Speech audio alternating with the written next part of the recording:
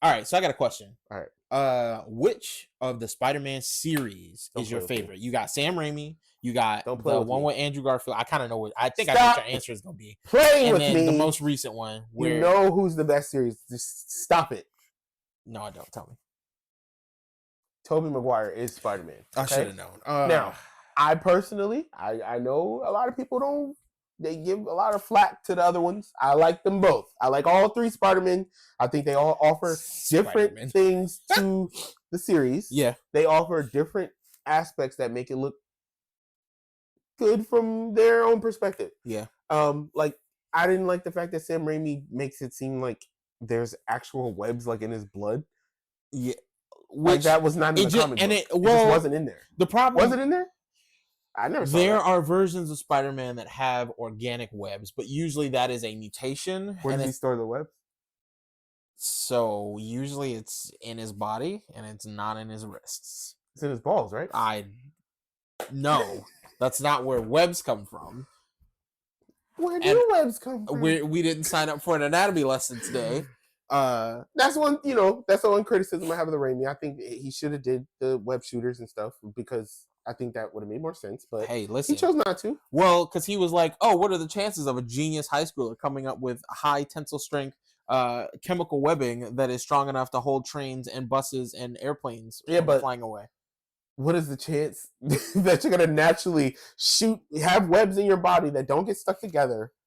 That you can shoot out that are strong enough to hold your entire body weight and stop a train going full speed. Probably equal to the chance of being bitten by a radioactive spider that gives you superpowers. Yeah, or equal to the entire idea that you would be a high school genius smart enough to build web shooters. Yeah, but both of those happening in conjunction is the part that I think is less believable. So, like, all of it's less believable. Okay, but I can see a world where you say, well, the chances of him being bitten by the spider and getting these particular powers, whatever, we're already saying he's getting powers because he's Spider-Man. Let's just add another power in versus, we're going to say he was a genius before he got bitten by a radioactive spider and then got superpowers. So he's a super genius and now he has superpowers. Those two things might kill somebody's suspicion. There are a lot of super geniuses in the Marvel world. Well, and the other thing is a lot of them. Sam Raimi Spider-Man to me was like the first good solid superhero movie that like told a superhero story in like the modern way of telling a superhero story. Right. Because there were a lot of really campy, kind of goofy superhero stories where they just would throw in stuff that didn't make any sense. Mm-hmm. I'm thinking of like the Batman series with Clooney. I'm thinking of like the Phantom. I don't even know if you is that the one that had the Bat credit card? The Clooney one did have the Bat credit card, and the Bat nipples is what I always think of. Like, bro, the fact that this man whipped out. Talking about never leave the cave without it. What? Listen, they gotta pay the bill somehow. So okay, you had like really campy movies that came out before the Sam Raimi Spider-Mans. Yeah, and then I think the other one that came out right around the same time was like the Hulk movie, the one original. With I can't Eric Bana. I can't say the original because there were Hulk movies. Well, before yeah, that, but I'm saying we don't talk about Lou Ferrigno. Correct. We're talking about Hulk, the Incredible Hulk, and then Mark Ruffalo's Hulk. Yeah, so because I actually really liked the Eric Bana Hulk. I just felt like he was the worst. Animated. He was the worst Bruce Banner though. Yeah, because I think there is a real conversation to have about who's the best Spider-Man versus who's the best like Peter Parker, or who's the best Hulk versus who's the best Bruce Banner. Because I didn't care anything about Eric Bana's Bruce Banner, but the actual Hulk was really cool. I think it looked really cool. Yeah, I did too. Like that. I think that the movie was slow though, and there was slow. There was no official villain except for like the military. No, it was his dad.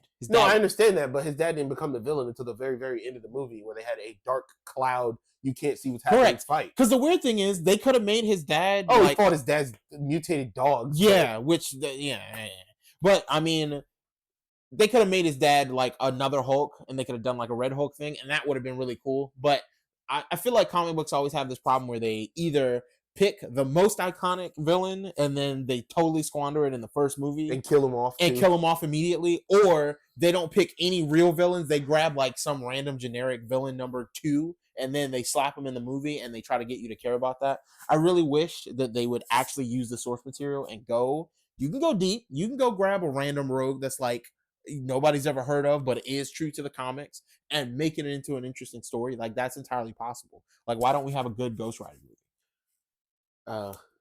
Because they chose Nicolas Cage. Here's the problem. I think Nick Cage is an okay choice. Because, weirdly, Nick Cage actually can act. Did he come back as Ghost Rider? I know they had a new Ghost Rider. I don't know. We're talking about Spider-Man, man. Do I need to go over there and get the Spider-Man poster? Yes. I was not serious. You don't break stuff. What are you doing? Getting this so that you can focus. I haven't even put this up yet. I'm breaking like everything in my entire. This is what you get. You see this, people? Right now. Khalil bought me this for Christmas, and I haven't even put it up. This yet. Actually is a really dope poster. I know, it's like all of them. I mean, it's not all of them. Oh, Spider-Pig is up there. Wait. Oh yeah, Spider-Pig is up there. Miles Morales. Spider-Punk is up here. I don't see 2099. Spider-Gwen. This is Scarlet Spider, my favorite Spider-Man. This is the British one, the one that has the blue suit. UK. Yeah, Spider-Man UK. Yeah. So focus. Go poster. I just need to put. I don't know where to put it in here. Maybe I'll put it. Why am I talking about this right now? That's a great question. Anyway, so the best Spider-Man is Sam Raimi's Spider-Man. I disagree. Which one do you think is the best? Well, wait, best Spider-Man or best Peter Parker? So the best Spider-Man to me is the Amazing Spider-Man Spider-Man. But the best Peter Parker, I think, really, one. Yeah, because he actually got the quipping correct in the Amazing Spider-Man. So like he was actually funny to me, and I never found Sam Raimi's Spider-Man funny.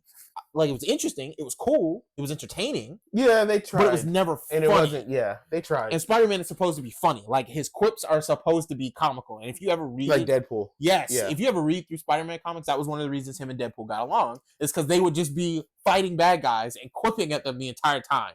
So like, Spider-Man is nonstop making jokes, and Deadpool is nonstop making jokes, and now they're together nonstop making jokes. That would be hilarious. It's some of the best comic book entertainment out there. Okay, don't think so? Do you think? Okay, which one do you think is the best Spider-Man movie? If you put all of the Spider-Man movies together, is the best like movies? Yes. No, movie.